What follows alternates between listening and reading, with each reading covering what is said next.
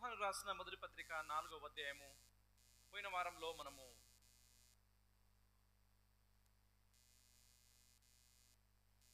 4వ అధ్యాయము పోయిన వారంలో 7-8 వచనాలు మనం ధ్యానం చేశాము.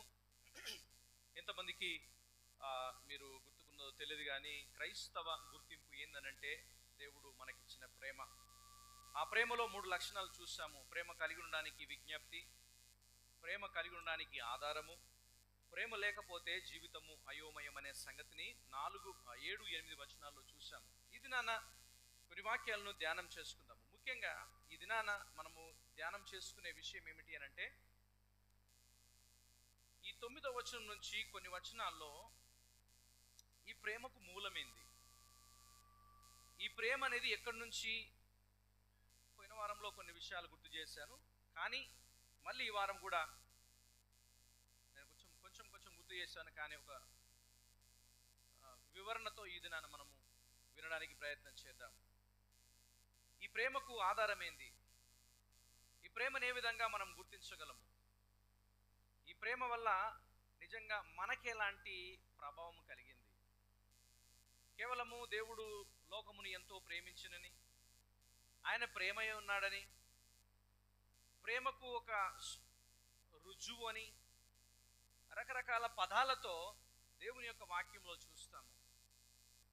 ఆ ప్రేమను ఏ విధంగా వ్యక్తపరిచాడు, ఏ విధంగా మన భాషలో చెప్పాలంటే ఆయన ప్రేమ చూపించాడు, కానీ ఆ ప్రేమను మనం ఏ విధంగా అర్థం చేసుకుంటున్నాము, మన దగ్గరికి ఏ విధంగా అది వచ్చింది, ఏ విషయాన్ని బట్టి మనము ఇది దేవుని ప్రేమ అని గుర్తించగలుగుతున్నాము. ఆ సంగతిని ఇది నాన్న 4వ అధ్యాయము 9, 10, 11 వచనాల్లో చెప్పబడిన సత్యాలను మనం తెలుసుకుందాము. మనకు పూర్తిగా అర్థం కావడానికి నేను 7 నుంచి ప్రారంభిస్తాను. బైబిల్లో వాళ్ళు తీసి నాతో పాటు చూడండి. యోహాను రాసిన మొదటి పత్రిక 4వ అధ్యాయము 7వ వచనం నుంచి, ప్రియులారా, మనము ఒకరినొకడు ప్రేమింతము, ఏలయనగా ప్రేమ దేవుని మూలముగా కలుగుచున్నది. ఇది గుర్తుంచుకునండి మాట. ప్రేమించు ప్రతి వాడును దేవుని మూలముగా ఎరుగును. ప్రేమస్వరూపి, ప్రేమ లేనివాడు దేవుని ఎరుగడు. మనము ఆయన ద్వారా జీవించినట్లు దేవుడు తన అద్వితీయ కుమారుని లోకములోనికి పంపెను. దీని వలన దేవుడు మన యందుంచిన ప్రేమ ప్రత్యక్షపరచబడెను, తెలియజేయబడింది. 10వ వచనంలో, మనము దేవుణ్ణి ప్రేమించితమని కాదు, తానే మనలను ప్రేమించి మన పాపములకు ప్రాయశ్చిత్తమై ఉండుటకు తన కుమారుణ్ణి పంపెను. ఇందులో ప్రేమయున్నది. ప్రియులారా, దేవుడు మనలను ఇలాగూ ప్రేమింపగా మనమొకరినొకడు ప్రేమింప బద్దులమై ఉన్నాము, ప్రేమించుకొనవలసిన వారమై ఉన్నాము. ప్రార్థన చేసుకుందాం. ప్రియ తండ్రి, మీ ప్రేమ గురించి మాట్లాడుకునే అర్హత, యోగ్యత మాలో లేదు. మీ ప్రేమ గురించి కనీసం ఒక మాట కూడా వల్లించడానికి మేము యోగ్యులం కాదు. కానీ ప్రభువా, మీ ప్రేమను అర్థం చేసుకునే రీతిలో మానవాళికి మీరు చూపించారు. అది అన్నిటికంటే ముఖ్యంగా యేసు క్రీస్తులో మీరు మాకు చూపించారు. మీ ప్రేమను మేము అర్థం చేసుకునే శక్తి, సామర్థ్యం కూడా పరిశుద్ధాత్ముని యొక్క శక్తి చేత, పరిశుద్ధాత్ముని చేత మీరు మాకు అనుగ్రహించారు. ఇది నాన్న మేమందరము మీ వైపు చూస్తున్నాము. ప్రభా, మీ ప్రేమను అర్థం చేసుకునే ఆలోచన, జ్ఞానము, అలాంటి యొక్క సామర్థ్యము మాకు అనుగ్రహించండి. ఇది నాన్న మేము వినబోయే మాటలన్నీ కూడా ప్రభా మా జీవితాలకు ఆశీర్వాదకరంగా ఉండటకు సహాయం చేయమని యేసు నామములో ప్రార్థిస్తున్నాము తండ్రి. యోహాను రాసిన మొదటి పత్రిక 4వ అధ్యాయంలో నుంచి మనం చూస్తున్నాము. ఈ దినాన ముఖ్యంగా 8, 9, 10, 11 వచనాల్లో మనకు తెలియజేసే కొన్ని విషయాలు, ప్రాముఖ్యంగా దేవుని ప్రేమ గురించి. మనము ఈ అధ్యాయాల్లో మొదటి యోహాను రాసిన పత్రికలో దేవుని ప్రేమ గురించి మాట్లాడుతూ, మనము కూడా ఆ ప్రేమను కలిగి ఉండాలని, ప్రేమను కలిగి ఉండకపోతే మనిషి యొక్క జీవితము దేన్ని సూచిస్తుంది, ప్రేమను కలిగి ఉంటే మనిషి యొక్క జీవితము దేన్ని సూచిస్తుంది, ప్రేమ కలగలేనివాడు దేవుని ఎరగడు, ప్రేమ కలిగిన వాడు దేవుని సంబంధి. అపవాది సంబంధులు దేవుని సంబంధులు అనే తారతమ్యాన్ని కూడా చూపిస్తూ 3వ అధ్యాయంలో ఒకవేళ ప్రేమను చూపించకపోతే, దీన్ని మీరు ఆలోచించండి, ఇది ఎక్కడనంటే ముఖ్యంగా ఈ పత్రిక రాయబడింది సంఘములో ఉన్న వరకు. సహోదర ప్రేమ, సహోదర ప్రేమ అని నేను చెప్పిన ప్రతిసారి కూడా ఏదో కుటుంబంలో అన్నదమ్ముల మధ్యలో ఉండాల్సిన ప్రేమ గురించి అని కాదు. ఇక్కడ క్రీస్తునందు రక్షింపబడిన వ్యక్తులు ప్రతి ఒక్కరు కూడా క్రీస్తులో సహోదరి సహోదరులు. సంఘములో ఉన్నవారు ఒకే బాప్తిసం తీసుకున్నారు, ఒకే ఆత్మను నమ్మాము, ఒకే దేవుని యందు విశ్వాసం ఉంచాము, ఒకే క్రీస్తు రక్తము ద్వారా విడిపింపబడినాము. కాబట్టి మనందరం కూడా దేవుని పిల్లలము, సహోదరి సహోదరులము. ఇలాంటి వారి మధ్యలో ఉండవలసిన ఈ ప్రేమ ఎలా ఉండాలి, ఎలా అర్థం చేసుకోవాలి అనే సంగతిని తెలియజేస్తూ ఉంటున్నాడు. ముఖ్యంగా వీటన్నిటికీ ఆధారం ఏంది? ఎక్కడి నుంచి ఈ ప్రేమ అనేది పుట్టింది? దీన్ని ఏ విధంగా మన జీవితంలో, అనుదిన జీవితంలో అర్థం చేసుకోవాలి అనే సంగతిని మనం చూస్తే ఈ 8 నుంచి 11 వచనాలు, ప్రాముఖ్యంగా 9, 10 వచనాలు దీనికి ఒక ఫౌండేషన్ లాగా ఉంటుంది, ఒక పునాది. ఈ ప్రేమకు పునాది ఎవరు, ఎక్కడి నుంచి వచ్చింది? గుర్తుంచుకోనండి, మనం ఇంతవరకు పాడిన పాటలో మంచి నాలో పుట్టదని తెలిసి కూడా నీవు నన్ను ప్రేమించావు. ఇంకో వచనంలో ఉంది, మంచి నాలో పెంచ ఎంచి ప్రేమించావు. అంటే మంచితనం అనేది నాలో రావడానికి నువ్వు చూశావు, ఎన్నుకున్నావు, ఏర్పాటు చేసుకున్నావు, రక్షించుకున్నావు, ఎంచినావు. ఆ ప్రేమను కలిగి ఉండడానికి నువ్వు నన్ను ఎన్నుకున్నావు, ఆ ప్రేమనిచ్చావు అని. 9, 10 వచనాల్లో ఒక ఫౌండేషన్, ఒక పునాది కనిపిస్తుంది. దీనికి అంతటికి కారణము ఈయన ద్వారా మాత్రమే మనం అర్థం చేసుకున్నాము అని. 11వ వచనంలో అది అర్థం చేసుకున్న మనము ఏ విధంగా స్పందించాలి, ఏ విధంగా మనము దాన్ని ఇతరుల ఎడల వ్యక్తపరచాలి అనే సంగతిని మనం చూస్తాము. దయచేసి ఈ యొక్క సమయంలో మనం ఆలోచిస్తే, ప్రేమ లేకపోతే క్రైస్తవ్యం అనేది లేదు. ప్రేమ లేకపోతే క్రైస్తవ విధానము, లేకపోతే మతము, మన భాషలో చెప్పాలంటే ఈ ప్రాక్టీసెస్ ఇవన్నీ కూడా లేవు. క్రీస్తు ప్రేమ, గుర్తుంచుకోనండి, లేకపోతే క్రైస్తవ్యములో క్రీస్తు ప్రేమ అనేది చాలా ముఖ్యము అనే సంగతి మనం చూస్తాము. అయితే దీంట్లో నుంచి మనం ఆలోచిస్తే ఈ 9వ వచనం నుంచి 10వ వచనం ఇంతవరకు చెప్పినట్టుగా పునాది లాంటిది. 11వ వచనంలో మనం చేయాల్సిన బాధ్యత. దీన్ని మనము కానీ విభజిస్తే ఈ 3 వచనాలను 4 భాగాలుగా, ఆయన వలన జీవించేటట్లు క్రీస్తు లోకములోనికి పంపబడ్డాడు. దీని వలన మనకందరికీ ఈ విషయం ప్రత్యక్షపరచబడ్డది. అంటే గమనించండి, ప్రత్యక్షత అంటే అన్వెయిలింగ్ అంటారు, ఓపెన్ చేయడము. ఫర్ ఎగ్జాంపుల్, డోర్లన్నీ క్లోజ్ చేసి ఇక్కడ కొన్ని సంఘటనలు ఉన్నాయి, కొన్ని వస్తువులు ఉన్నాయి, కొన్ని విషయాలు ఉన్నాయి అన్నీ నేను ఎక్స్ప్లెయిన్ చేశాను అనుకో, మీకు కొంతవరకే అర్థమవుతుంది. అదే డోర్ ఓపెన్ చేసి ఇగో చూడండి అన్న అనుకో, కంప్లీట్గా మీకు అర్థమవుతుంది. అంటే ప్రత్యక్షపరచబడింది. పాత నిబంధనలో ప్రవక్తల ద్వారా, సేవకుల ద్వారా యేసుక్రీస్తు గురించి చెప్పబడ్డది. కొత్త నిబంధనలో ఆయన ప్రత్యక్షతతో, ఆయన ఈ లోకానికి రావడంతో సంపూర్తిగా మానవాళికి అర్థమైంది. 10వ వచనంలో తానే మనల్ని మొదటి ప్రేమించాడు. ఎందుకు తెలుసా? మనము తిరిగి మళ్ళీ ప్రేమించడానికి. తిరిగి ప్రేమించే సామర్థ్యం మనలో లేదు, థ్యాంక్స్ చెప్పే సామర్థ్యం మనలో లేదు, ఓకే, దేవుని గణపరిచే సామర్థ్యం మనలో లేదు. కానీ ఆయన ప్రేమించాడు కాబట్టి అది పొందుకున్న మనము తిరిగి ఆయనను, ఆయన స్వరూపములో ఉన్న ఇతరులను, దేవుని బిడ్డలను ప్రేమించడానికి, గౌరవించడానికి అవకాశం ఇవ్వబడింది. 11వ వచనంలో మనందరం కూడా ఖచ్చితంగా ప్రేమించాలని దేవుని వాక్యం సెలవిస్తుంది. ఇది చాయిస్ కాదు, ఇది నీకు అనుకూలంగా ఉంటేనే కాదు, నీకు నచ్చితేనే కాదు, ప్రతి ఒక్కరు. ఎందుకంటే 11వ వచనం చూడండి, ప్రియులారా, దేవుడు మనలను ఇలాగూ ప్రేమించాడు కాబట్టి మనము ఒకరినొకడు ప్రేమింపవలసిన వారమై ఉన్నాము. Compulsory, no choice. ఇది మనసులో పెట్టుకొని ఈ 9, 10, 11 వచనాలు మనము ధ్యానం చేద్దాము. మొట్టమొదటిగా దేవుని యొక్క ప్రేమకు రుజువు ఎవిడెన్స్ అంటారు.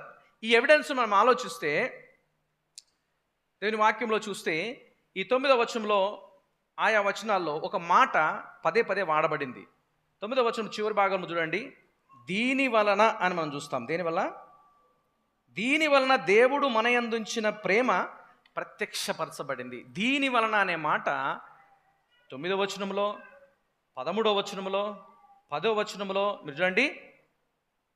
10వ వచనంలో, అదేవిధంగా 13, 17వ వచనంలో, 5వ అధ్యాయం 2వ వచనం చూడండి. మనము దేవుణ్ణి ప్రేమించుచు ఆయన ఆజ్ఞలను నెరవేర్చు వారమైతిమా, దేవుని పిల్లలను ప్రేమిస్తున్నామని దీని వలనే ఎరుగుదము.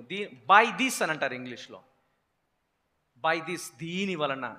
ఈ పదాన్ని మనం చూసినప్పుడు ఒక సంఘటన, ఒక సన్నివేశము, ఒక విషయము మనకు గుర్తు చేసి ఇది ఉన్నది కాబట్టి దీని వలన మనం నేర్చుకున్నాము, ఇది ఉన్నది కాబట్టి దీని వలన మనం అర్థం చేసుకుంటున్నాము, ఇలా జరిగింది కాబట్టి అది మన అర్థం చేసుకోవడానికి, మన జీవితంలో కలిగి ఉండడానికి ముఖ్యమైన కారణం ఇది. దీని వలన మనము తెలుసుకుంటున్నాము. ప్రియ దేవుని బిడ్డలారా, ఆలోచించండి. దేని వలన అంటే యేసు క్రీస్తు చేసిన కార్యము ద్వారా, దేవుడు ఈ లోకములో తన ప్రేమను యేసు క్రీస్తులో చూపించడం ద్వారా. ఇది మనసులో పెట్టుకోండి. దేవుడు యేసుక్రీస్తు చేసిన కార్యాన్ని మనము గ్రహించుట ద్వారా తెలుసుకుంటున్నాము, వినడము ద్వారా తెలుసుకుంటున్నాము, చదవడం ద్వారా తెలుసుకుంటున్నాము, సంఘ సహవాసానికి రావడం ద్వారా దీని వలన మనం తెలుసుకుంటున్నామని దేవుని వాక్యంలో చూస్తాము. 9వ అధ్యాయం 9వ వచనము, క్షమించండి, 4వ అధ్యాయం 9వ వచనంలో, మనము ఆయన ద్వారా జీవించున్నట్లు అని అంటే ఒకప్పుడు జీవం లేదా? ఒకప్పుడు ఈ చలనం లేదా? దేవుని వాక్యంలో చూస్తే యేసు క్రీస్తు అంటే రక్షణ, మారు మనసు అంటే, ఆత్మీయ జీవితం అంటే అవగాహన లేనప్పుడున్న స్థితి.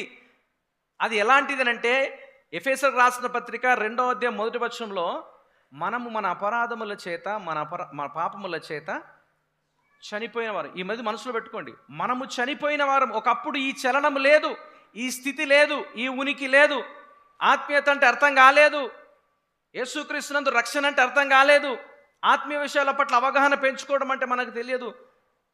మన పాపముల చేత, మన అపరాధముల చేత మనము చచ్చిపోయిన స్థితిలో ఉన్నాము, చలనం లేని స్థితిలో ఉన్నాము, అర్థం చేసుకోలేని స్థితిలో ఉన్నాము.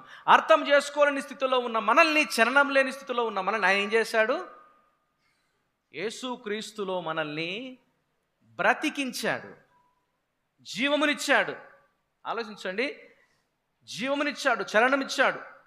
జీవము లేని వారు ఏం చేయలేరు, ఆలోచించలేరు, నడవలేరు, కూర్చోలేరు, మాట్లాడలేరు. ఎలాంటి యొక్క పరిస్థితి వారి జీవితంలో ఉండదు. జీవము లేని వారు ఏం చేయగలరు తెలుసా?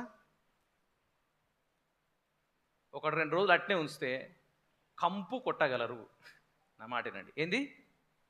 కంపు కొడతారు అంతే, ఇంకేం లేదు. జీవం లేని వారు అంటే ఒకప్పుడున్న స్థితి లోకములో, ఇగో జీవం లేని స్థితి. ఆ స్థితి నుంచి దేవుడు మనల్ని రక్షించుకున్నాడు, కాపాడాడు. ఈ స్థితి వచ్చిన తర్వాత కొన్ని రకాల పనులు చేయడం ద్వారా మనం క్రైస్తవులను నిరూపించడం కాదు, ప్రార్థన చేయడము, వాక్యం చదవడము, బైబిల్ పట్టుకొని సంఘానికి రావడము, ఈ కార్యములు చేయడం ద్వారా మనము దేవుని బిడ్డలము అని గుర్తించడం కాదు. ఇంకో విషయం ఏం తెలుసా? కొన్ని పనులు చేస్తలేం కదా, కొన్ని లోకంలో చేసే వాళ్ళ పనులు చేస్తలేము కాబట్టి మనం దేవుని బిడ్డలము అని అనుకోవడం కాదు. ఇక్కడ కొన్ని అలవాట్లు చేయకూడని చేస్తలేము, చేయాల్సినవి కొన్ని. ఏంటివి? చర్చికి రావడము, సహవాసం చేయడము, కనిపించినప్పుడు మనందరికీ తెలిసిన ఒక పదము వందనాలను, ప్రైజ్ దళాలను చెప్పడం. ఈ విధంగా చేయడం ద్వారా మనం మురిసిపోవద్దు. వాటికంటే కూడా ఎక్కువ చేయాల్సిన పనులు ఉన్నాయని దేవుని యొక్క వాక్యంలో చూస్తాం. అదేంటంటే ఆయన మనల్ని జీవింపజేసినప్పుడు, క్రీస్తులో మనకు జీవం ఇచ్చినప్పుడు కేవలము ఈ చిన్న చిన్న ప్రాక్టీసెస్తో, చిన్న చిన్న పనులతో మనము సాటిస్ఫై కావద్దు. రెండో మాట ఏం తెలుసా? ఆయన మనల్ని బ్రతికించాడు. రెండవ మాట ఇందులో చూస్తే తన ఏకైక కుమారుని లోకంలోనికి పంపించాడు, పంపబడ్డాడు. గుర్తుంచుకోనండి, ఆయన నిర్ణయముతో, తండ్రి అయిన దేవుని నిర్ణయంతో యేసుక్రీస్తుని ఈ లోకంలోనికి పంపించాడు. గమనించండి, పంపడము అని అంటే కేవలము ఏదో ఒక పని చేయడానికి కాదు, పర్టికులర్ పర్పస్తో, ఒక ముఖ్యమైన ఉద్దేశముతో. ఆ ఉద్దేశం ఏమిటి అని అంటే మానవుల యొక్క రక్షణ, మానవులకు సత్యాన్ని బోధించాలి, మానవులను తండ్రి అనే దేవునితో సమాధానపరిచి పరలోక రాజ్యంలోనికి తీసుకోవాలి. ఆ ఉద్దేశముతో ఆయన ఈ లోకంలోనికి పంపించాడు. ఇందులో బాగా ఆలోచింపజాల్సిన విషయం ఏం తెలుసా? మీరు బైబిల్ చూడండి. తన అద్వితీయ కుమారునిగా పుట్టిన వాని యందు, అద్వితీయ కుమారుని లోకంలోనికి పంపించాడు. 10వ వచనంలో కూడా చూస్తాము, మన పాపములకు ప్రాయశ్చిత్తం కలుగుటకు తన కుమారుని పంపాడు. అద్వితీయ కుమారుడు అంటే ఏకైక కుమారుడు, ఒక్కటే కుమారుడు. గమనించండి, ఇంట్లో ఒకరికంటే ఎక్కువగా ఉంటే కుమారులు అంత పెద్ద ఇంట్రెస్ట్ ఉండకపోవచ్చు. కానీ ఒకే ఒక కుమారుడు ఉన్నాడు అనుకో, ఒకే ఒక కుమారుని మిలిటరీలోకి పంపిస్తారా? ముఖ్యంగా బార్డర్లో యుద్ధం చేయడానికి పంపిస్తారా? ఒక ఆయనతో నేను మాట్లాడుతున్నప్పుడు, బయట బాగా చదువుతుండు, వీని ఫారిన్ యూనివర్సిటీలో చదివిస్తే బాగుంటుందని చెప్పిన ఒక ఆయన అన్నాడు, ఏం తెలుసు, ఆడికి పోయి చదివేది ఏముంది బ్రదర్, మా కళ్ళ ముందు చదువుకుంటే అయిపోయా, మా కళ్ళ ముందు ఉంటే సరిపోతుంది. గమనించండి, ఒక మానవులుగా ఒకానొక కుమారుడు, ఒక్కడే కుమారుడు ఉంటే తన ప్రేమను ఏ విధంగా వ్యక్తపరుస్తారో, ఏ విధంగా మీ ప్రేమను చూపించడానికి ప్రయత్నం చేస్తారో, దేవుడు తన ప్రియ కుమారుణ్ణి అలాంటి ప్రేమతో ప్రేమించినా కానీ లోకంలో ఉన్న మనుషుల నిమిత్తం ఆయన ఈ లోకంలోకి మానవుని పంపించాడు. కొన్నిసార్లు ఈ ఒక్కగానొక కుమారుడు ఉన్నప్పుడు గమనించండి, వాళ్ళు పడిపోవడానికి, దేవుని నుంచి దూరం కావడానికి అవకాశాలు చాలా ఉంటాయి.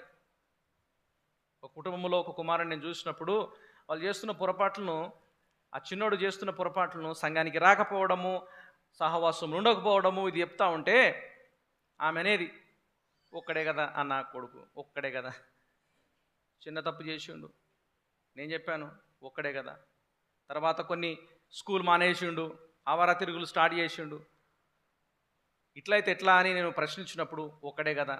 గుర్తుంచుకోండి, ఎంతవరకు అయింది తెలుసా? చాలా దూరం పోయింది. నేను చెప్పాలనుకున్న మాట ఏంటంటే, ఒక్కగానొక్క కుమారుని మీద నువ్వెంత ప్రేమ చూపిస్తున్నావో, తప్పు చేసినా కానీ వెనకేసుకొస్తున్నావో, వాడు దొంగ అని తెలిసినా కూడా నువ్వు వెనకేసుకొస్తున్నావో, ఆ కుమారుణ్ణి నీవు ఒక త్యాగం కోసం పంపిస్తావా? ఆ మాటతో చెప్తుండవు, అద్వితీయ కుమారునిగా పుట్టిన ఆయనను, అనగా ఆయనకు ఏకైక కుమారుడు, తండ్రి అయిన దేవునికి ఏకైక కుమారుడైన యేసుక్రీస్తును లోకములోనికి ఒక పని మీద పంపించిండు. ఆ పని ఏమిటి అనంటే మానవులను రక్షించాలి, మానవులకు ప్రేమ చూపించాలి, మానవులకు పరలోక రాజ్యం కొరకు మార్గమును సిద్ధం చేయాలి. ఈ చేసే క్రమములో ఆయన ఈ లోకములో చనిపోవాలి, మరణానికి అప్పగించాలి. ఆ మరణం అనేది జస్ట్ నార్మల్గా చనిపోయే మరణం కాదు, అది చాలా వేదనతో, చాలా రోదనతో చనిపోయే మరణం. ఆ మరణానికి తన ప్రియ కుమారుని పంపించాడు. ఇది తండ్రి యొక్క ప్రేమ, ఇది దేవుని యొక్క ప్రేమ. ఆయన చనిపోతాడు, ఆయన మరణం పొందుతాడు, ఆయనకు బాధ కలుగుతుంది అని ఆయన ఎప్పుడూ ఆలోచించలేడు. కానీ బైబిల్లో ఇంకో మాట చెప్పండి తెలుసా? ఆయనను నలగొట్టడం ద్వారా తండ్రికి, ఎంతమంది తెలిసి మాట, తండ్రికి ఇష్టమాయను, తండ్రికి ఇష్టమాయను. గమనించాడు, అద్వితీయ కుమారునిగా ఆయన పంపించాడు. పంపించడం దేనికోసం అంటే 9వ వచనం చూడండి, అద్వితీయ కుమారునిగా లోకములోనికి ఆయన పంపించాడు. దేవుడు మన యందుంచిన ప్రేమ ఏమైపోయిందంట? ప్రత్యక్షమైంది. ఆయన పంపించడం ద్వారా ప్రేమను ప్రత్యక్షపరిచాడు, తెలియజేశాడు, ప్రత్యక్షత చూపించాడు. ప్రత్యక్షత అంటే కళ్ళకు అద్దినట్టుగా కనిపించే విధంగా చేసే సన్నివేశము.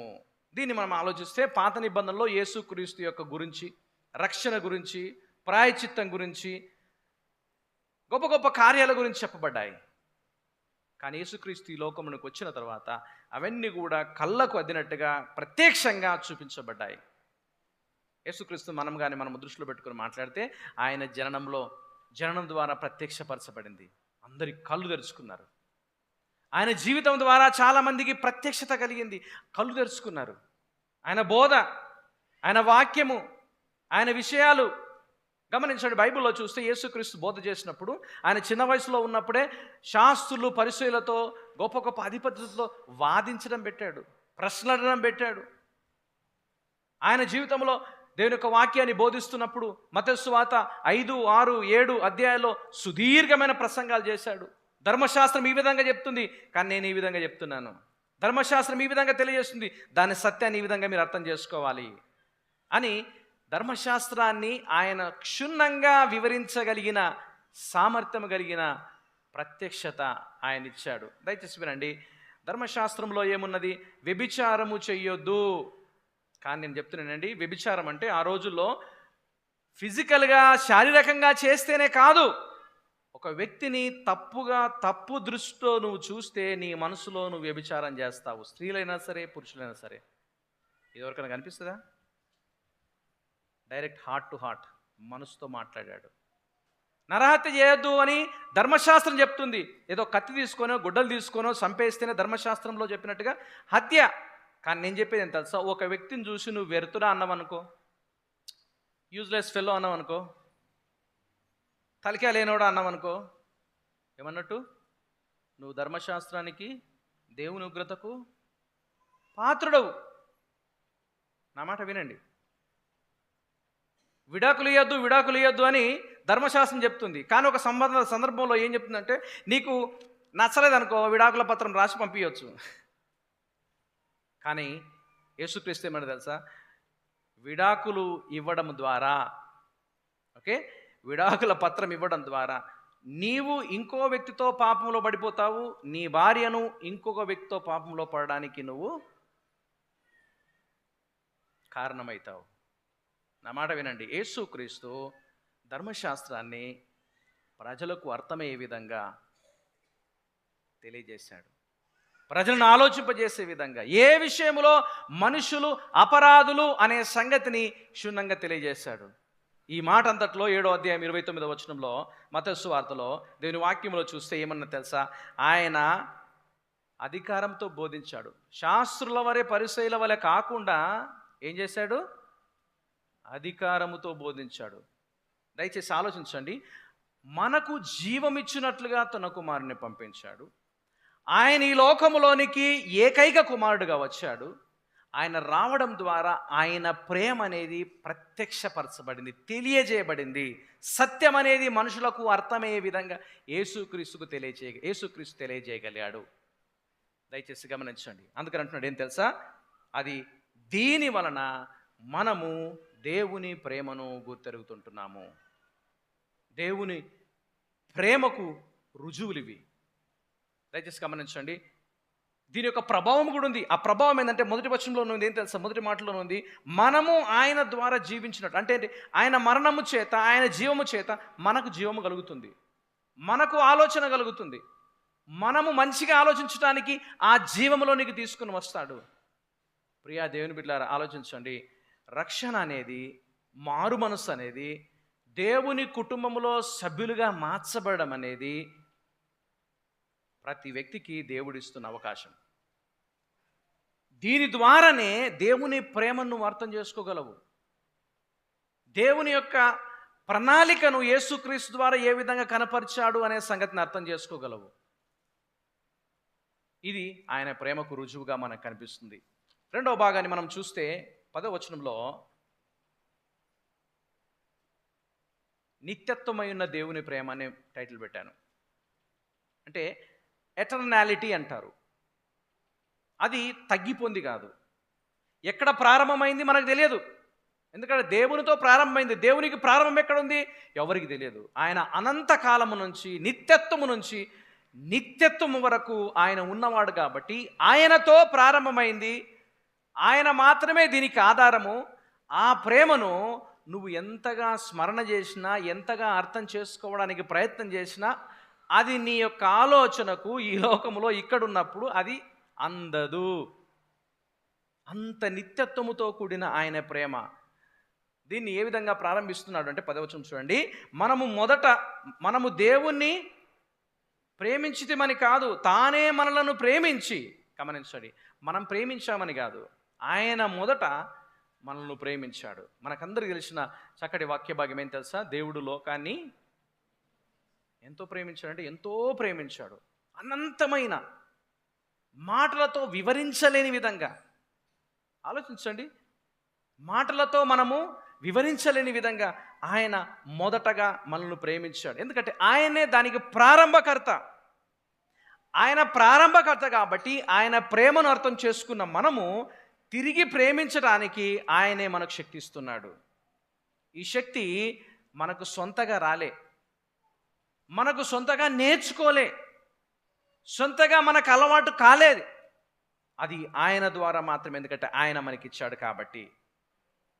తానే మనల్ని మొదటి ప్రేమించాడు. ఆ ప్రేమకు గుర్తుగా తన కుమారుని లోకంలోనికి పంపించాడు. ఆ పంపింపబడిన కుమారుడు ఏ విధంగా మనల్ని ప్రభావితం చేసినంటే, రెండో మాటలు చూడండి, మన పాపములకు ప్రాయచిత్తమయుండుటకు. ఏంటది? ప్రాయచిత్తము. దీన్ని ప్రొపిషియేషన్, ఎక్స్పియేషన్ అంటారు. ఇంకో భాషలో సాటిస్ఫాక్షన్ అంటారు. ఇంకో మాటలో చెప్పాలంటే ఇది 2వ అధ్యాయం 2వ వచనంలో దీన్ని ఏ విధంగా వ్రాయబడిందంటే, మీరు చూడండి, ఆయనే మన పాపములకు శాంతకరమై ఉన్నాడు, సమాధాన పరిచేవాడుగా ఉన్నాడు, ప్రాయచిత్తము చేసేవాడుగా ఉన్నాడు. దీన్ని మనము దయచేసి ఆలోచించాలి. ప్రాయచిత్తము దేనికోసం అంటే, ఒక వ్యక్తి తప్పు చేసినప్పుడు ఆ తప్పు నుండి తప్పు ద్వారా వచ్చే శిక్ష నుంచి తప్పించుకోవాలంటే పాత నిబంధనలో ప్రతి వ్యక్తి కూడా ఏదో ఒక రకమైన బలి అర్పించాలి. పాత నిబంధనలో లేవియాకాండము 16వ అధ్యాయంలో రకరకాల బలులు ఉన్నాయి. మీరు గమనించండి, పాత నిబంధనలో బలులు అన్నీ కూడా పాపానికి సంబంధించిన బలులు కాదు. కృతజ్ఞతార్పణలు ఉన్నాయి, పాప పరిహారార్థ బలి ఉంది. ఆలోచించండి, ఆఫరింగ్ అంటారు. కృతజ్ఞతార్పణ వచ్చినప్పుడు ఆ పాపం యొక్క కృతజ్ఞతగా బలి తీసుకుని వస్తారు, లేకపోతే అర్పణలు తీసుకుని వస్తారు. పాపాన్ని తీసివేయడానికి చేసే బలులు కూడా ఉంటాయి. ఇక్కడ ఒక సంగతి గమనించండి, ఇది బైబిల్లో చెప్పబడింది, ఇశ్రాయేలుకి ఇవ్వబడింది. ఆ ఇవ్వబడిన ఆజ్ఞ ఏమిటి అనంటే, ఇశ్రాయేలు అందరి పక్షాన, లేకపోతే మామూలుగా ఉన్న వ్యక్తులందరూ కూడా ఏదో ఒక తప్పు చేస్తే ఆ తప్పు నుంచి తప్పించుకోవాలి అనంటే అది కేవలము బలి అర్పించడం ద్వారా మాత్రమే. బలి అర్పించడానికి ఒక వ్యక్తి తీసుకొని వస్తాడు. అప్పుడు యాజకుడు అంటాడు, నీ చేతులు దాని మీద పెట్టమంటాడు.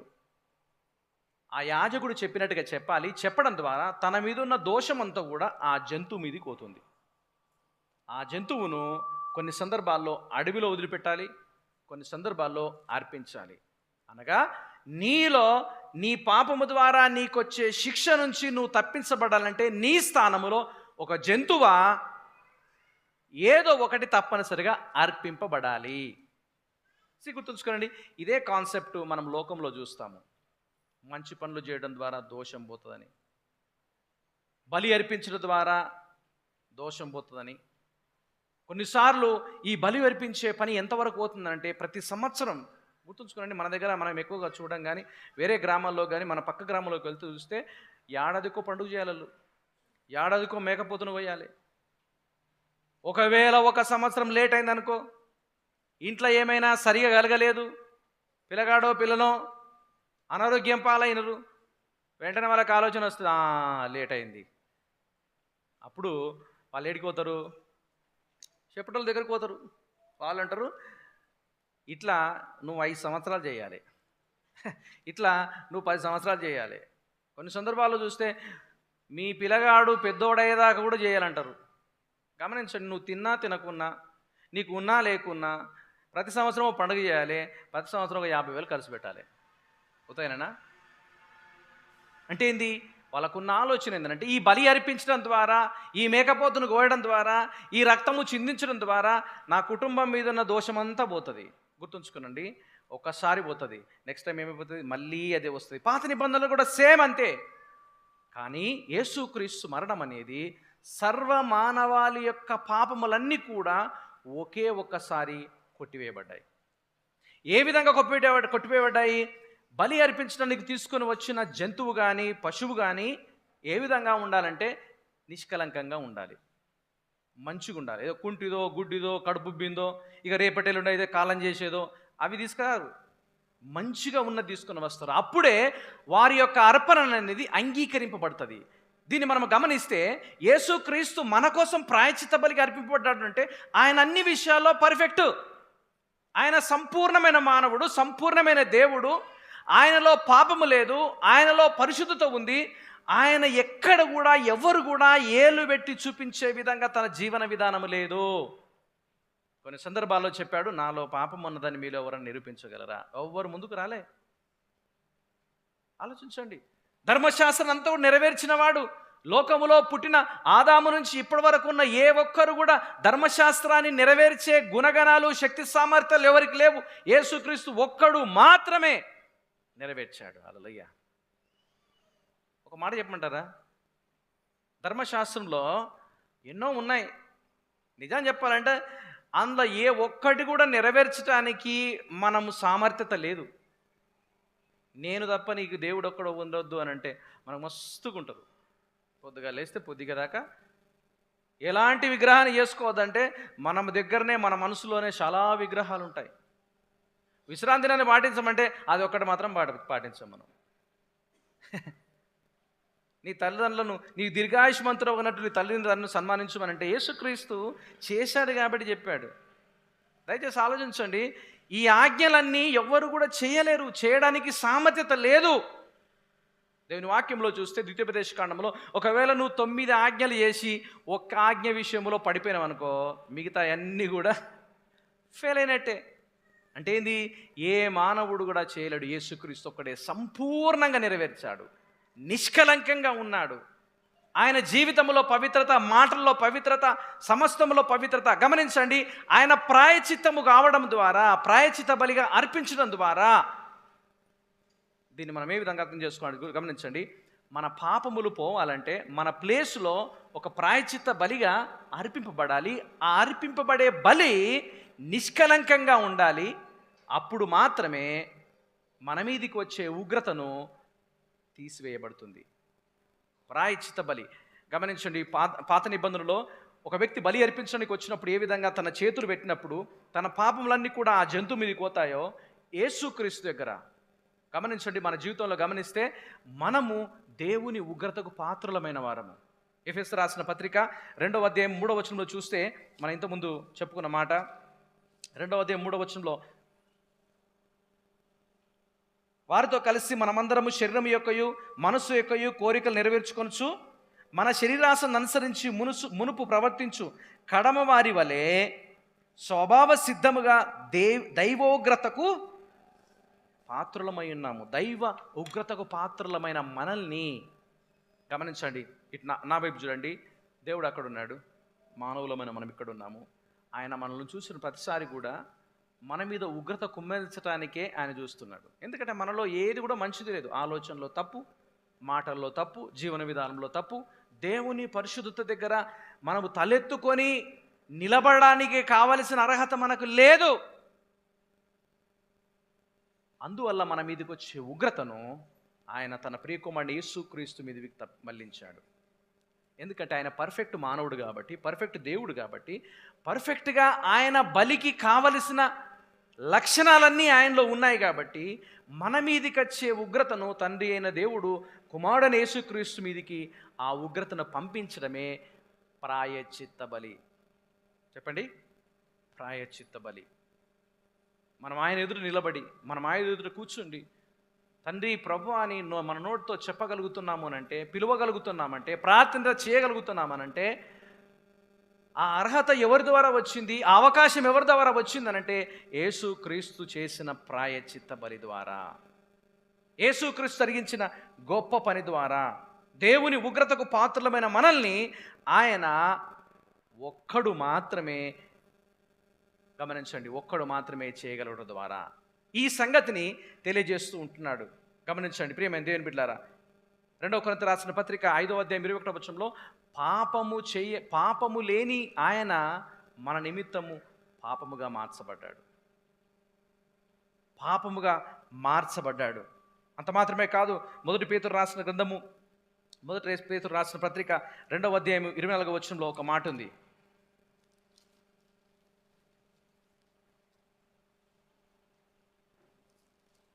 రెండవ అధ్యాయము 24వ వచనము. మనము పాపము విషయమై చనిపోయి నీతి విషయమై జీవించినట్లు ఆయన తానే తన శరీరమందు మన పాపములను మ్రాను మీద మోసుకొనను, ఆయన పొందిన దెబ్బల చేత మీరు స్వస్థత నొందిదిరి. గమనించండి, మీరు గొర్రెల వలె దారి తప్పిపోతురి కానీ ఇప్పుడు మీ ఆత్మల కాపరి అయిన అధ్యక్షుడైన ఆయన వైపునకు మళ్ళీ ఉన్నారు. దయచేసి ఈ సంగతి గమనించండి. ఆయన మన నిమిత్తము పాపముగా మార్చబడ్డాడు, మన పక్షాన ఆయన విజ్ఞాపన చేస్తున్నాడు. 2 కొరింథీ రాసిన పత్రిక 5వ అధ్యాయం 21వ వచనం మీతో ముందు చెప్పినట్టుగా ఆ మాటను కూడా దయచేసి మీరు చూడండి. దానిలో ఉన్న కొన్ని విషయాలను నేను మీతో చెప్పాలనుకుంటున్నాను. 2వ అధ్యాయము 5వ వచనము, 5వ అధ్యాయం 2 కొరింథీ 5వ అధ్యాయము 21వ వచనము. ఎందుకనగా మనం ఆయన యందు నీతి దేవుని నీతి అగునట్లు పాపమెరుగని ఆయన మన కోసము పాపముగా చేయబడ్డాడు. దీన్ని మనం ఒక పేజ్ మీరు వెనకరండి. దేవుడు మనకిచ్చిన గొప్ప విషయం ఏంటంటే, పౌలు భక్తుడు ఈ 5వ అధ్యాయంలో చెప్తున్నాడు. 11వ వచనంలో దేవుని యొక్క ప్రేమ చేత ప్రేరేపించబడుతున్నాము. 5వ అధ్యాయం 14వ వచనంలో మేము బలము పుంజుకుంటున్నాము. 5వ అధ్యాయం 17వ వచనంలో క్రీస్తులో మాకు నూతన జన్మ వచ్చింది. అదే 5వ అధ్యాయం 21వ వచనంలో ఆయన నీతి దేవుని నీతి అగునట్లుగా ఆయన మన కొరకు చనిపోయాడు అనే సంగతిని 4 విషయాలు ఇక్కడ చెప్తున్నట్టుగా దేవుని యొక్క వాక్యంలో చూస్తాము. నా మాట వినండి. ఆయన ప్రాయశ్చిత్త బలిగా అర్పించబడ్డాడు. ఓకే, ఆయన అనంతమైన ప్రేమను చూపించాడు, క్రీస్తులో చూపించాడు. అది ఈ లోకములో ఉన్న ప్రతి మానవుడు అర్థం చేసుకోవాలి. ఇక్కడ చెప్తున్న సంగతి ఏం తెలుసా? మన కొరకు పాపంగా చేయబడ్డాడు, మన కొరకు ప్రాయశ్చిత్త బలిగా అర్పింపబడ్డాడు, మానవుల నిమిత్తము ఆయన ప్రాయశ్చిత్తం చేయబడ్డాడు. మన మీదకి వచ్చే ఉగ్రతను తీసివేయబడింది. ఎప్పుడైతే అది మన జీవితంలో సార్థకం కావాలి, ఎఫెక్ట్ కావాలి అనుకుంటామో, ఎప్పుడైతే నువ్వు యేసుప్రభువుని నమ్ముకుంటావో, యేసుప్రభు నందు విశ్వాసం ఉంచుతావో, నీ పాపంలో ఒప్పుకుంటావో, ఆయన ఎదురు నీ జీవితాన్ని నువ్వు సమర్పించుకుంటావో, ఆ యొక్క త్యాగం అనేది నీ జీవితంలో కార్యరూపం దాలుస్తుంది, ఎఫెక్ట్ అనేది జరుగుతుంది, జీవం అనేది కలుగుతుంది. ఈ సంగతిని దేవుని యొక్క వాక్యంలో చూస్తాము. దేవుని ప్రేమ రుజువు ఆయన లోకానికి పంపించడం తన కుమారుణ్ణి. దేవుని ప్రేమకున్న నిత్యత్వం అనేది గమనించండి, ప్రాయశ్చిత్తము ద్వారా జరిగించటము. నంబర్ 3, 3వ వచనం 11వ వచనం చూడండి. ప్రియులారా, దేవుడు మనలను ఇలాగూ ప్రేమించున్నాడు, ప్రేమింపగా, గట్టిగా చదవండి, మనం ఒకరినొకడు ప్రేమించుకోవాలి. కేవలము ఆయన రుజువే కాదు, కేవలము ఆయన ప్రేమ యొక్క నిత్యత్వమే కాదు. ఇంకో విషయం ఏంటంటే, ఇలా పాటించటానికి నేర్పించేది దేవుని ప్రేమ. ఇలా పాటించటానికి నేర్పించేది దేవుని యొక్క ప్రేమ. దయచేసి అలా గమనించండి. నేను ఇంతకుముందు చెప్పినట్టుగా 11వ వచనం అనేది అన్వయింపు. ఇది కేవలము నీకు ఇష్టమైతే, నీకు కష్టమైతే మాత్రమే కాదు. నేను పోయిన వారంలో గుర్తు చేసినట్టుగా దేవుని ప్రేమ అనేది మనల్ని ప్రభావితం చేస్తుంది. ఆ ప్రభావితం చేస్తున్న ప్రేమ ద్వారా మనం ఒకరినొకరు ప్రేమించుకోవాలి, ఒకరినొకరు గౌరవించుకోవాలి, ఒకరి పట్ల ఒకరు నిజంగా ప్రేమను కనపరిచేవారుగా ఉండాలి. ఇది కేవలం కుటుంబంలో కాదు అని చెప్పేది, సంఘములో, ఈ సంఘం అనే కుటుంబంలో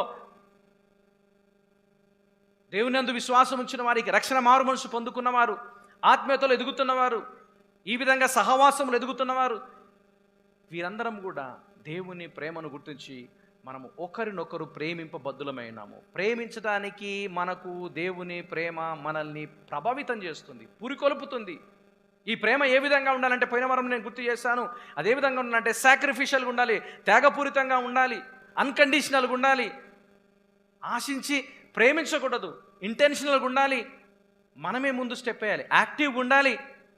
ఎవరు వాళ్ళు స్పందించినా స్పందించకపోయినా నీవు సహోదరుల ఎడల, సహోదరుల ఎడల, ఒకరి ఎడల ఒకరు ప్రేమ కలిగి ఉండాలని దేవుని యొక్క వాక్యం ద్వారా తెలియజేస్తూ ఉంటున్నాడు. ప్రియా దేవుని బిడ్డలారా, మీరు గమనించండి. దీన్ని మళ్ళీ మనం అర్థం చేసుకుంటే 7వ వచనంలో మనం ఒకడినొకడు ప్రేమించుకుందాము. దాన్ని నేను పోయిన వారంలో వ్యాకరణంతో నేను గుర్తు చేశాను. ఏమనంటే, ఇది కేవలము మీరు ప్రేమించండి, మీరు గౌరవించండి, మీరు చేయండి అని కాదు. ఈ యోహాన్ ఏ విధంగా చెప్తుంటే సబ్జెక్టివ్ మూడ్లో చెప్తున్నాడు. దాన్ని ఏమంటే, దగ్గరికి వెళ్ళి భుజం మీద చేసి, బ్రదర్స్ సిస్టర్స్ మనందరము ఒకరినొకరు గౌరవించుకుందాము. ఒకరినొకరు ప్రేమిద్దాము, ఒకరి పట్ల ఒకరము ఈ యొక్క ప్రేమను కలిగి ఉందామని తనను కూడా కలుపుకొని చెప్తూ ఉంటున్నాడు.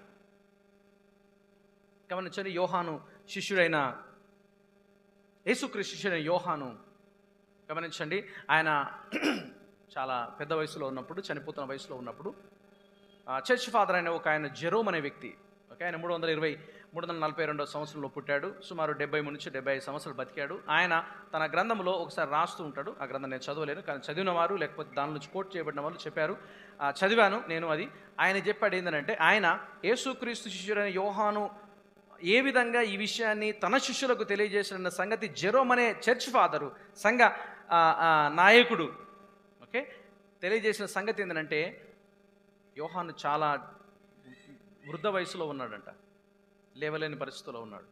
ఆయన వాక్యం చెప్పడానికి సంఘంలో ఆయన శిష్యులు ఎత్తుకొని పోయేటోళ్ళంట. కూర్చుండబెడితే కూర్చుండి వాక్యం చెప్పేవాడు. ఆ తర్వాత మళ్ళీ వాక్యం అయిపోగానే మళ్ళీ తీసుకుపోయి ఆయన పడుకునే దగ్గర, కూర్చునే దగ్గర పెట్టేవారంట. ఇలా తీసుకుపోతున్నప్పుడు వస్తున్నప్పుడు పదే పదే ఆయన చెప్పే మాట ఏం తెలుసా? సహోదరులారా, మనం ఒకరినొకరు ప్రేమించుకుందాం, ఒకరినొకరు గౌరవించుకుందాం. ప్రతిసారి చెప్తా ఉంటే ఆయన శిష్యులకు ఒకసారి విసుకొచ్చిందంట. ఏంది ఇదే పదాన్ని ఊకే చెప్తాడు, ప్రతిసారి ఇదే పదాన్ని ప్రస్తావన చేస్తాడు అని ఒకసారి ఆయన అడిగారంట. సార్, అంత బాగానే ఉంది కానీ ఒకటే పదాన్ని ప్రతిసారి చెప్తావు ఏంది? ఇప్పటికీ 100 సార్లు విన్నా, 1000 సార్లు విన్నా, మేము మళ్ళీ అదే పదే చెప్తున్నాం అంటే వాళ్ళ కళ్ళలోకి చూసి ఒక మాట ఉందంట, సహోదరులారా, ఇది యేసుక్రీస్తు ఇచ్చిన ఆజ్ఞ. హల్లెలూయా.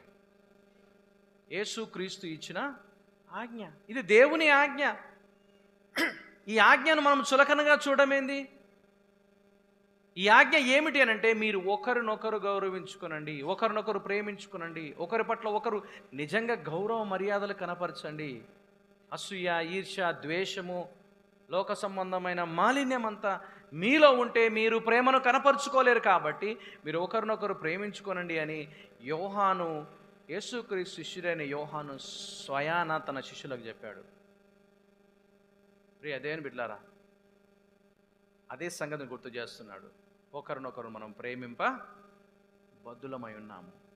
ప్రేమించడానికి దేవుడు మనకు ఆజ్ఞ ఇస్తున్నాడు. అందుకని ప్రభు చెప్పాడు యోహాను సువార్త 13వ అధ్యాయం 34వ వచనంలో, మీరు ఒకరినొకరు ప్రేమించుకోవడం ద్వారా మీరు నా శిష్యులు అనబడుదురు. ఒకరినొకరు గౌరవించుకున్నప్పుడే, ఒకరి పట్ల ఒకరు నిజంగా రెస్పెక్ట్ చూపించినప్పుడే మీరు నా శిష్యులను లోకంలో తెలుస్తుంది, లోకంలో ఉన్నవారు గ్రహిస్తారు. ఒకరినొకరు ద్వేషించుకుంటే, ఒకరినొకరు మత్సరపడితే, అసూయపడితే, ఒకరి పట్ల ఒకరు నిజంగా సరైన మర్యాదలు కానీ గౌరవం లేకపోతే ఆ దేవుని పిల్లలనే గుర్తింపు ఉండదు. దేవుని పిల్లలనే గుర్తింపు ఈ లోకంలో గుర్తింపు ఉండదు. అందుకని చెప్తున్నాడు, ఒకరినొకరు ప్రేమించుకోవాలి. ఒకరినొకరు ప్రేమించుకోవాలంటే దేవుని ప్రేమను మీరు అర్థం చేసుకోవాలి. దేవుని ప్రేమను యేసుక్రీస్తులో ఏ విధంగా చూపాడు అనే సంగతి మీ మనసులో పెట్టుకోవాలి. ఏ విధంగా చూపించాడు అని అంటే, ఆయన లోకములోనికి తన ఒక్కగానొక కుమారుని పంపించాడు. పంపించడం ద్వారా ఆయన ప్రేమను ప్రత్యక్షపరిచాడు. ఆ పంపించడం ద్వారా వచ్చిన ఎఫెక్ట్ ఏంది అని అంటే, మనలో జీవం ఇవ్వడానికి ఆయన లోకంలోనికి తన కుమారుని పంపించాడు. అది రుజువు. 2వ పాయింట్లో చెప్పాను, నిత్యత్వముతో కూడిన ప్రేమ, అనంతమైన ప్రేమ.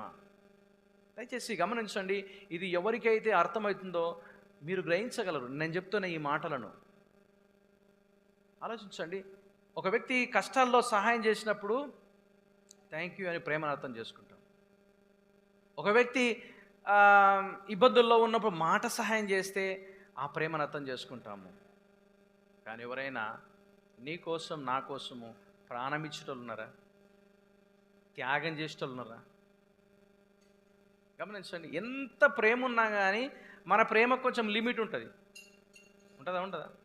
చిన్నపిల్లలు ఉన్నారు, మీకు తెలుసు. పెరిగిన పిల్లలు ఉన్నారు, మీకు తెలుసు. మీ సహనానికి, మీ ఓపికకు ఒక రకమైన ఒక హద్దు ఉంటుంది. 2 సార్లు, 3 సార్లు, 4 సార్లు, 5 సార్లు తర్వాత గట్టిగా అరుస్తాము, లేకపోతే మన సహనాన్ని కోల్పోతాము. ఆ పిల్లల ప్లేస్లో నువ్వుండి నీ ప్లేస్లో దేవుడు ఉన్నాడు అనుకో, ఇట్లుంటుంది చెప్పండి. నీకున్నంత రేషము దేవునికి ఉంటే నువ్వు బతికటోడుగా? నీకున్నంత ఇరిటేషన్ ఒకవేళ దేవునిలో ఉంటే ఇప్పుడు మాయమైపోయేటోడు. మనము చేస్తున్న ప్రతి పొరపాటును దేవుడు సహిస్తున్నాడు. సరి చేసుకోవడానికి అవకాశం ఇస్తున్నాడు. ఇంకా దేవుని స్వారూప్యంలోనికి, యేసుక్రీస్తు స్వారూప్యంలోనికి మార్చబడడానికి మనకు ఎన్నో విధాలుగా ఇలాంటి మాటల చేత, సహవాసం చేత గుర్తు చేస్తున్నాడు. ఆ ప్రేమ నిత్యత్వమైన ప్రేమ. ఈ ప్రేమను తన ప్రియకుమారుని యేసుక్రీస్తుని ఈ లోకంలోనికి బలి యాగముగా కావడానికి, ప్రాయశ్చిత్త బలిగా కావడానికి లోకంలోనికి పంపించాడు. చాలా చక్కగా ఇందులో ప్రేమ ఉంది. హల్లెలూయా. అది నిజమైన ప్రేమ. అది నిజమైన ప్రేమ. ఆ ప్రేమను అర్థం చేసుకున్న వాళ్ళు 11వ వచనంలో ఒకరిని ఒకరు ప్రేమించ బదులైన. చాలా సింపుల్. నిజంగా ఆ ప్రేమను అర్థం చేసుకుంటున్నామా?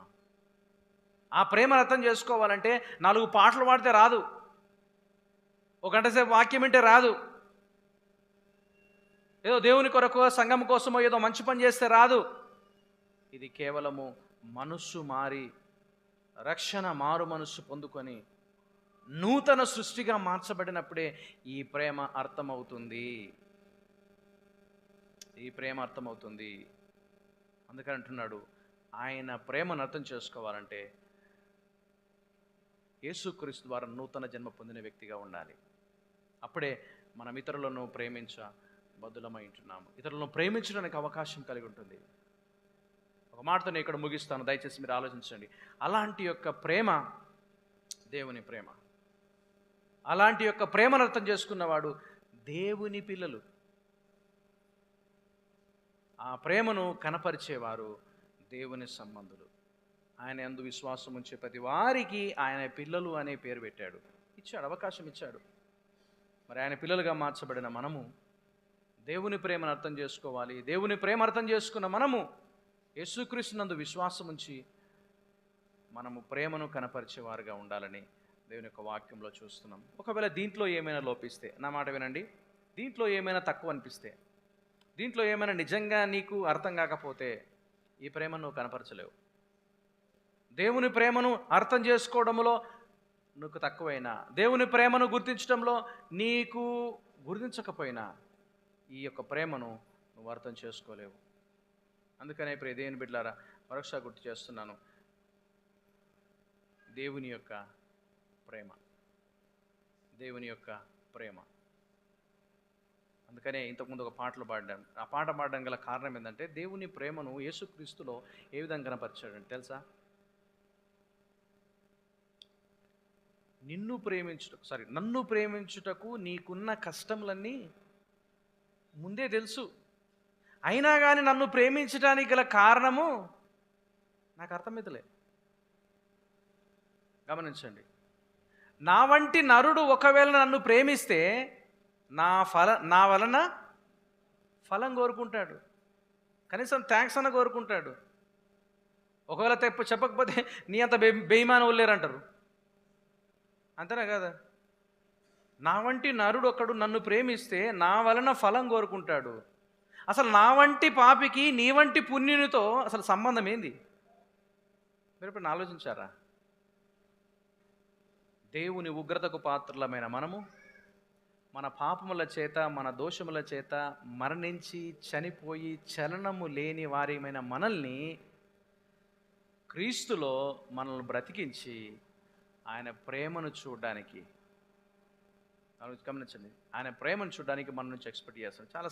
చాలా సందర్భాల్లో మీరు గమనించండి, తల్లిదండ్రులుగా మనము పిల్లలు థ్యాంక్స్ చెప్పినప్పుడు కావచ్చు, పిల్లలు మన యొక్క ప్రేమను గుర్తించినప్పుడు కావచ్చు, తల్లిదండ్రులకు చాలా సంతోషం ఉంటుంది. అంతేనే కదా? చాలా సంతోషం ఉంటుంది, చాలా ఆనందిస్తాం.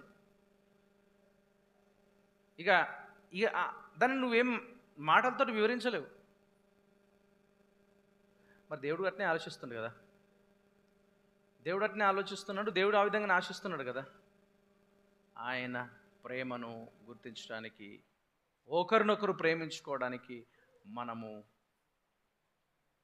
బద్ధులమైనాం. మనము తప్పనిసరిగా చేయవలసిన వారమే ఉంటున్నాం. దేవుని ప్రేమను దయచేసి గుర్తించండి, దేవుని ప్రేమను అర్థం చేసుకోండి. యేసుక్రీస్తు ద్వారా వచ్చిన రక్షణను మీ జీవితాల్లో స్వీకరించండి. నూతన సృష్టిగా మార్చబడతారు. దేవుని ప్రేమను గుర్తించేవారుగా, ఇతరులను ప్రేమించేవారిగా, ఇతరులను గౌరవించేవారిగా దేవుడు ఈ లోకములో మనకు సామర్థ్యం ఇస్తాడు. తర్వాత రోజుల్లో దేవుని చిత్తమైతే వచ్చే వారంలో ఇంకొన్ని విషయాలు మనం నేర్చుకుందాం. దేవుడు తన మాటలు దీవించును గాక. తండ్రి, మీకు స్తోత్రములు. మీ అపారమైన ప్రేమను గుర్తించే అవకాశము మానవులమైన మాకు అందుబాటులో ఉంచారు. ఈ దినం వరకు ఎన్నో సందర్భాల్లో గుర్తించలేకపోయాము. నాయనా, మా సామర్థ్యం సరిపోదనే సంగతి మాకు తెలుసు. మీరు ఇస్తేనే కానీ అది మేము గుర్తించగలుగుతాము, కృతజ్ఞతలు చెల్లించగలుగుతాము, ఇతరులను కూడా మేము ప్రేమించగలుగుతాము. ప్రభా, మీ సహాయమును నీ బిడ్డలమైన మా మీద నిండుగా అనుగ్రహించండి. ఈ సమయంలో ఇక్కడున్న వారిలో ఎవరైనా ఇంకా ఇలాంటి ఆలోచనలు, మనస్ఫూర్తిగా మీ ప్రేమను అర్థం చేసుకునే వ్యక్తులుగా లేకపోతే వారి హృదయాల్లో మీరు కార్యములు చేయమని ప్రార్థిస్తుంటున్నాం. మరొకసారి ప్రభా, మీ నామాన్ని గణపరుస్తూ, దేవా, నీకు యోగ్యులైన బిడ్డలుగా లోకంలో బ్రతికే అవకాశాన్ని మీరు మాకు అనుగ్రహించమని యేసు పరిశుద్ధమైన నామములో ప్రార్థిస్తున్నాము తండ్రి.